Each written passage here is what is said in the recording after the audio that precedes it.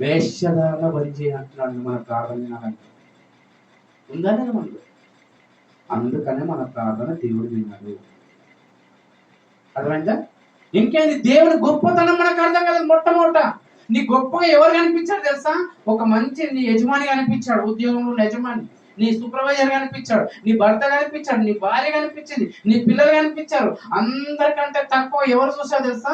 దేవుణ్ణి చూసి ఈ తక్కువగా నువ్వు చూసిన దేవుని దగ్గర వెళ్ళి గొప్పగా అడగాలని నీకు ఆలోచన ఎప్పుడు వస్తుంది తెలుసా? నీకు తెలియదు దేవుని గొప్పతనం తెలియనప్పుడు దేవుని ఏం అడుగుతావు చెప్పు?